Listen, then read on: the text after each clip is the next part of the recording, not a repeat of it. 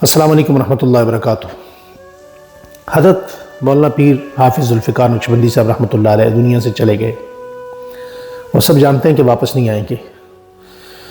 जनाजे से लेकर इस वक्त तक मैंने छोटों में तो छोटे हैं मुझ जैसे, जो बड़े हैं उनमें भी मैंने एक बेकरारी और एक इज़्तिरारी और एक उदासी का माहौल और उदासी की कैफियत मैंने महसूस की हैं। और यकीनन जो कैफियत मेरी है वो आपकी भी होंगी, आप मुझसे ज़्यादा गमगीन होंगे। हम यकीनन हर बंदा जिसका थोड़ा बहुत भी ताल्लुक़ था हज़रत पीर साहब से, वो ये समझता है कि मैं ताज़ियत का मुस्तहिक हूँ।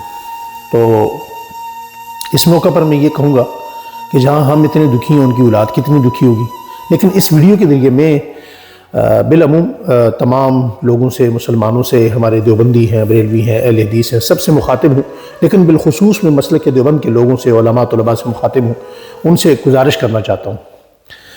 देखिए, पीर साहब चले गए, वापस नहीं आए।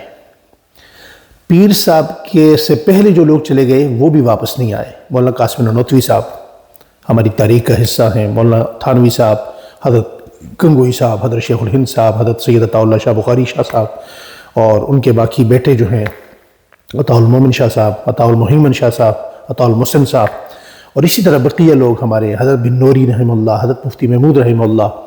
और पीर साहब के बिल्कुल करीब जब जनाजे से हम फारिग हुए तो करीब एक कब्रिस्तान है।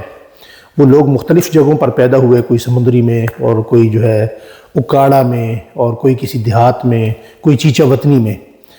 तो वफ़ा के जो ये राही थे, ये जो अज़ीमत के पहाड़ थे, इस्तिक़ामत का जबल ओहद थे, क्या अल्लाह की हिकमत है कि अल्लाह ताला ने उन तमाम लोगों का ख़मीर एक जगह से उठाया था और मरने के बाद दुनिया को पता चला कि वो एक ही जगह दफन हुए, वो पकीज़ा मट्टी। तो वो लोग भी वापस नहीं आए। इस पर मुझे एक छोटा सा वाक़या याद आया, इजाज़त दीजिएगा, सुनिएगा, आप हैरान होंगे।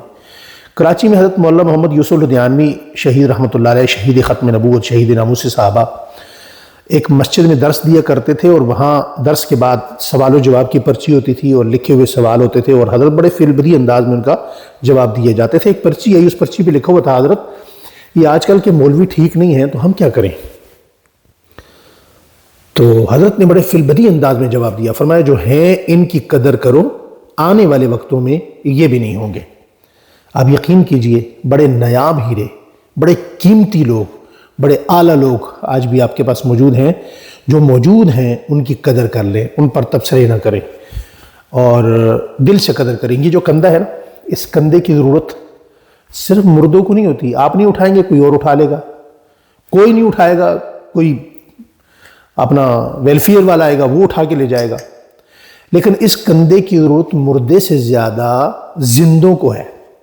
ये जो जनाजे के बाद हम तकरीरें करते ना, हज़रत में बड़ी सिफात थी, हज़रत ऐसे थे, हज़रत ऐसे थे, तो ज़िंदगी में कदर क्यों नहीं है?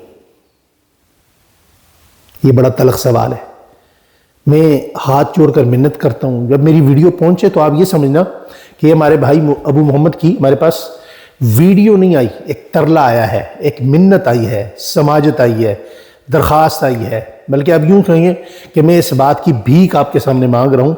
अब ये समझिए कि एक बेकारी था, उसने हमारे साथ दरख्वास्त की और हमने उसकी दरख्वास्त कबूल कर ली।